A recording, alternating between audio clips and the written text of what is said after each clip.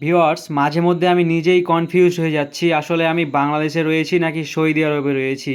আসলে এই জায়গাটার নাম হচ্ছে পোরশা মিনা বাজার, যা নওগাঁ জেলায় অবস্থিত। এখানকার মানুষজন এতটাই ধর্মপ্রেমী যে আপনারা হয়তোবা নিজে নিজে না দেখলে এটা কখনোই কল্পনা করতে পারবেন না। আর এই অঞ্চলের প্রধান বাহনই হচ্ছে এই ধরনের ভ্যান গাড়ি। চলেন এত পটর পটর বাদ দিয়ে আমরা পোরশা মিনা বাজারটা ঘুরে দেখি। এটা আসলে আমার নানি বাড়ি অঞ্চল। আমার নানি বাড়ি পোরশায় হয়। আমি দীর্ঘদিন যাবৎ এই অঞ্চলে আসি, কিন্তু এরকম ভিডিও বানানো হয় না। এই অঞ্চলের মানুষজনকে দেখেন তারা কতটা ইসলাম প্রেমী। প্রত্যেকটা মানুষজন পাঞ্জাবি টুপি এবং লুঙ্গি পরে রয়েছে। আর এখানকার মানুষজনের প্রধান প্রিয় খাবারই হচ্ছে পুরি সিঙ্গারা।